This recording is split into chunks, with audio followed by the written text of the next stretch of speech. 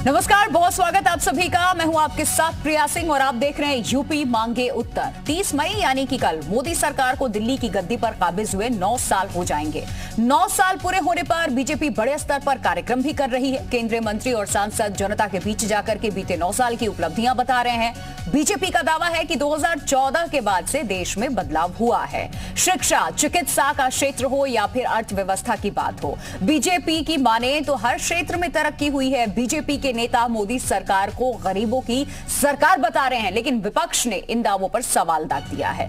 विपक्ष का कहना है कि 9 साल में सिर्फ और सिर्फ देश के साथ धोखा हुआ। विपक्ष का कहना है कि महंगाई, बेरोजगारी के मोर्चे पर सरकार पूरी तरह फेल रही है। वैसे तो लोकतंत्र में सरकार की नीयत पर सवाल खड़े करना विपक्ष का अधिकार है, लेकिन सरकार के 9 साल पूरा होने पर विपक्ष इस बार जमकर हमला भी बोल रहा है और उसका कारण है अगले साल होने वाले लोकसभा चुनाव। एक तरफ सरकार बीते 9 साल के विकास के प्रचार प्रसार में जुटी हुई है, तो दूसरी तरफ विपक्ष भी तैयार है। तो खास पैनल के साथ चर्चा करेंगे, लेकिन सबसे पहले एक रिपोर्ट आपको दिखाते हैं। शानदार 9 साल मोदी सरकार के क्या रहे, क्या उपलब्धियां रही हैं, विपक्ष के क्या सवाल भी रहे, वो भी आपको बताएंगे। मैं नरेंद्र दामोदर दास मोदी ईश्वर की शपथ लेता हूं कि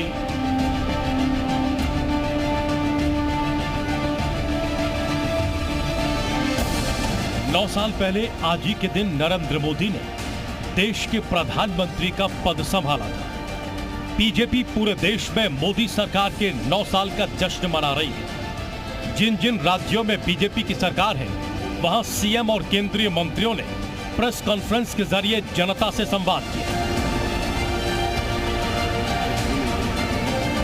पीएम मोदी के 9 साल का कार्यकाल पूरे होने पर उत्तर प्रदेश के मुख्यमंत्री योगी आदित्यनाथ ने कहा, आज किसी भी देश की भारत को टेढ़ी नजर से देखने की हिम्मत नहीं है।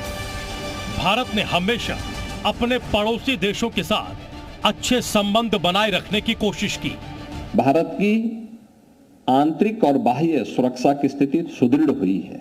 आज कोई भारत की ओर टेढ़ी नजरों से देखने का तो साहस नहीं कर सकता। जितने भी हमारे पड़ोसी हैं, भारत का हमेशा प्रयास रहा है सबको साथ लेकर के चलने की। और सरदेव अटल जी ने तो एक बार ये बात कही ही थी कि हम सब कुछ कर सकते हैं लेकिन पड़ोसी नहीं बदल सकते। और भारत हमेशा अपने पड़ोसियों के प्रति एक सकारात्मक भाव रखता रहा है। बीजेपी जहां मोदी सरकार के 9 साल पूरे होने पर जश्न मना रही है, मोदी सरकार के 9 साल के कार्यकाल को बेमिसाल बता रही है, वहीं विपक्ष बीजेपी पर निशाना साध रहा है। सपा मुखिया अखिलेश यादव ने बीजेपी पर जमकर हमला बोला। अब तो सरकार के 10 साल हो गए, 10 नंबरी हो गई सरकार। 9 साल पूरे हो गए तो इसका मतलब 10 नंबरी हो गई सरकार। क्या उपलब्धि है सरकार की?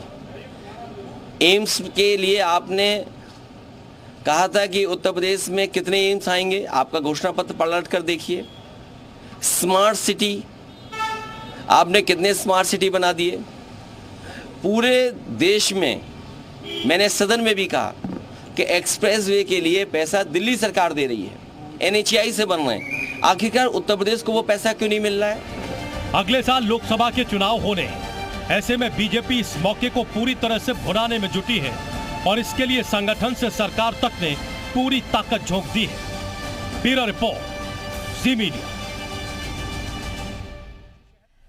तो देखिए, सवाल क्या कुछ है ये पहले आप जान लीजिए। 9 साल पूरे हो चुके हैं मोदी सरकार को। पहला सवाल है, मोदी सरकार के 9 साल देश कितना खुशहाल हुआ इन 9 साल में। दूसरा सवाल है, मोदी राज की उपलब्धि, अग्नि परीक्षा की घड़ी अब। तीसरा सवाल, मोदी का विकास पथ 24 का विजय रथ। और चौथा सवाल, अगले साल चुनाव, विकास पर दाव।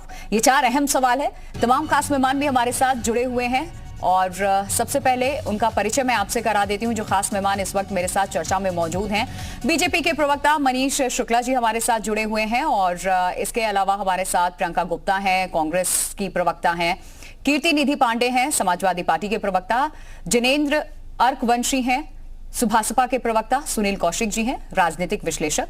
बहुत बहुत स्वागत है सभी का। और सबसे पहले चर्चा की शुरुआत मैं मनीष शुक्ला जी आपसे कर रही हूं।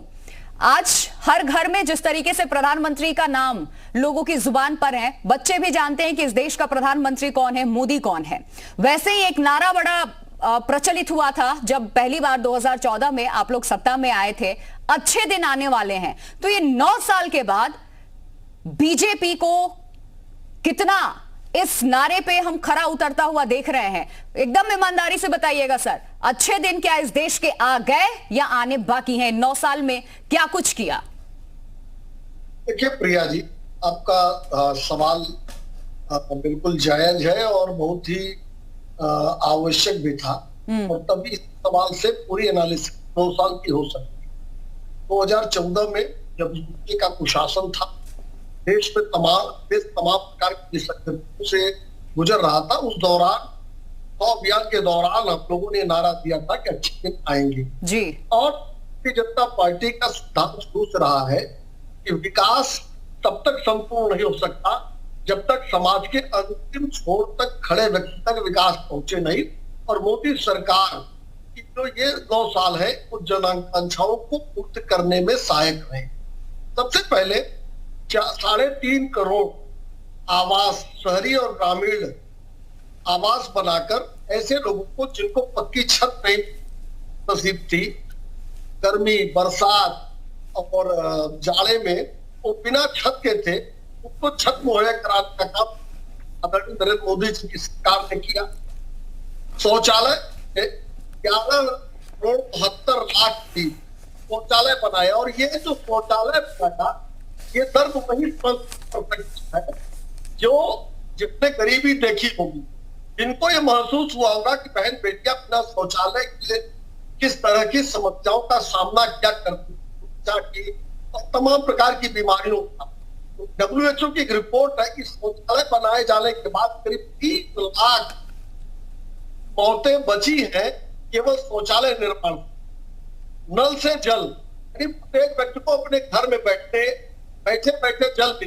सबको पता है कि देश के तमाम जगहों पर हमारी बेटियां, महिलाएं, माताएं सर पे बाल्टी, गगरी, तमाम ऐसी चीजें भर खूब जल लाती थी। मतलब कुल मिलाकर के आप ये कह रहे हैं मनीष जी कि ये जो स्लोगन था, दिया हुआ था, अच्छे दिन आने वाले हैं, आ गए हैं, तो आप ही के और भी पॉलिटिकल पार्टी हैं सर, ठीक है, आपका मैं वापस रुख करूंगी। प्रियंका गुप्ता हैं कांग्रेस पार्टी से, मैं उनका रुख करना चाहती हूं, क्योंकि मनीष जी देखिए आप गिनवा रहे हैं कि 9 साल में आपने क्या किया, और कांग्रेस की तरफ से एक लंबी चौड़ी सवालों की लिस्ट भी जारी की गई है, और तमाम चीजों का जो आप जिक्र कर रहे हैं, देखिए महंगाई और बेरोजगारी आसमान क्यों छू रही है, इसके अलावा आपको बता दें किसानों की आय दोगुनी क्यों नहीं हुई, ये तमाम सवाल है, कोरोना में मिसमैनेजमेंट क्यों हुआ, और भी ये सारे सवाल है। आप एक तरफ अपनी उपलब्धि गिनवा रही है, उन्हीं उपलब्धि पे ये सवाल पूछे जाने की ये आपकी कमियां हैं, यानी कि एक गलत या एक सही, दोनों लोग एक साथ सही तो हो नहीं सकते। प्रियंका जी, वाकई सरकार ने 9 सालों में ऐसा कुछ नहीं किया?